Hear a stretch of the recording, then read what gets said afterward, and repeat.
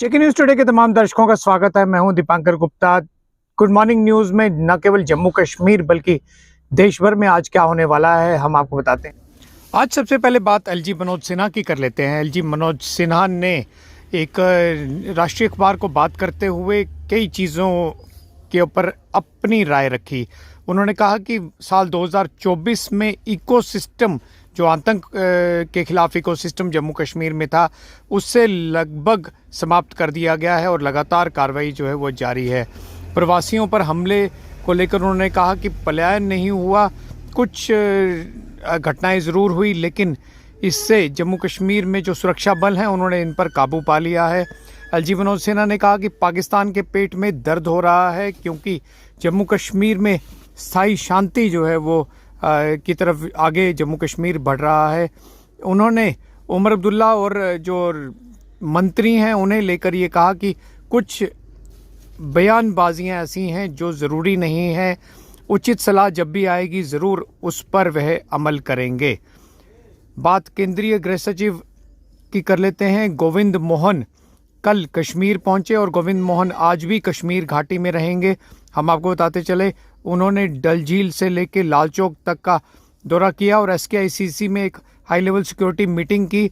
इस high level meeting का जो मुख्य उद्देश्य था वो था कि 2025 में किस तरह जम्मू कश्मीर में स्थायी शांति की तरफ आगे बढ़ा जाए और जम्मू कश्मीर को किस तरह आतंक मुक्त जम्मू कश्मीर बनाया जाए, इसकी रणनीति पर डिटेल में चर्चा की गई।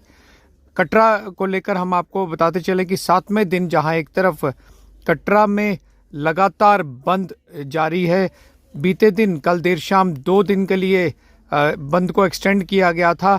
ऐसे में न्यू ईयर्स ईव है, लेकिन आपको हम ये भी अपडेट करते चले कि जो भी यहाँ पर पहुँच रहे हैं, माता रानी के भगत श्रद्धालु पहुँच रहे हैं, वो तमाम कठिनाइयों के बावजूद आगे माता रानी के भवन तक जा रहे हैं। हालांकि काफ़ी ज़्यादा गिरावट यात्रियों की संख्या में देखने को मिली है। उसकी 2 मुख्य वजह हैं। एक तो कटरा में बंद के को लेकर पहले ही लोगों को पता चल गया था और बहुत सारे लोगों ने अपनी विजिट को कैंसिल किया है। वहीं दूसरी तरफ पंजाब बंद के चलते भी रास्ते रोके गए हैं, ट्रेन्स कैंसिल हुई हैं। इस सब के चलते जिस तरह से 30, 31 और 1 जनवरी को रश रहा करता था कटरा वैष्णो देवी में, उस तरह का रश देखने को नहीं मिल रहा है। आज जो बंद की सपोर्ट में जो महिलाएं आई हैं उन्होंने आज भी अपना प्रोटेस्ट जारी रखा है। हो सकता है वो आज उग्र प्रदर्शन करने की जो उन्होंने बात कल कही थी उस पर आगे बढ़ें। उमर अब्दुल्ला को लेकर एक एनालिसिस सामने आया है और हम आपको बताते चलें कि ये एनालिसिस पूरे जो 31 मुख्यमंत्री हैं तमाम स्टेट्स के और यूटी के, उन्हें लेकर सामने आया है। जहां एक तरफ निजी संपत्ति का ये मामला है और निजी संपत्ति के मामले में सबसे कम जो संपत्ति है वो ममता बनर्जी के पास बताई जाती है। ममता बनर्जी के पास 15 लाख रुपए की संपत्ति बताई जाती है। वहीं जम्मू कश्मीर के चीफ मिनिस्टर उमर अब्दुल्ला के पास 55 लाख रुपए की निजी संपत्ति बताई जा रही है। और चीफ मिनिस्टर्स की अगर हम बात करें तो दूसरे सबसे गरीब अगर हम कहें वो उमर अब्दुल्ला जो है वो एक एनालिसिस में एक रिकॉर्ड में आए हैं। सबसे ज़्यादा अमीर आंध्र प्रदेश के चीफ मिनिस्टर और TDP के नेता चंद्रबाबू नायडू हैं, जिनके पास 931 करोड़ रुपए की संपत्ति है।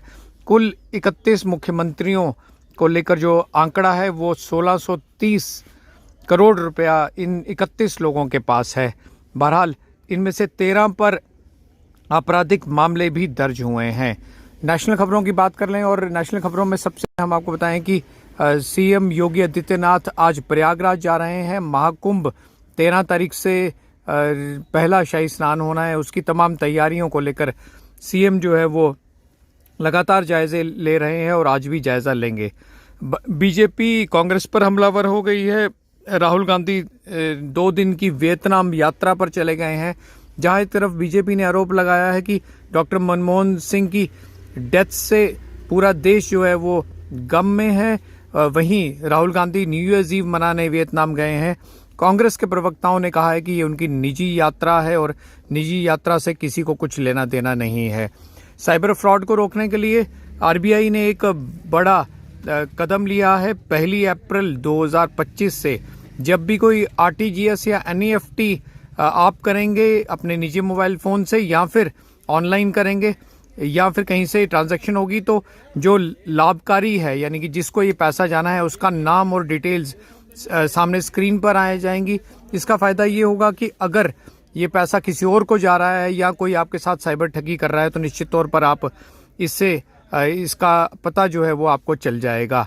साइबर फ्रॉड को लेकर ही हम लगातार आपको अवेयर करवाते रहते हैं और ये भी हम आपको बताते चले कि फिलहाल के लिए केंद्र सरकार प्रोएक्टिव मोड में आ गई है। केंद्र सरकार ने न केवल लोगों को अवेयर करने के लिए कई विज्ञापन दिए हैं, बल्कि जब भी आप किसी को फ़ोन करते हैं तो अक्सर आपने देखा होगा कि 1930 जो हेल्पलाइन नंबर है उसके बारे में मेंशन किया जाता है। ये बताया जाता है कि कोई भी वीडियो कॉल अगर आपको आती है और उसमें कहा जाता है कि वह कोई अधिकारी बोल रहे हैं, कोई पुलिस के, कस्टम के या फिर कोई जज हैं, तो ये साइबर अपराधी हो सकते हैं।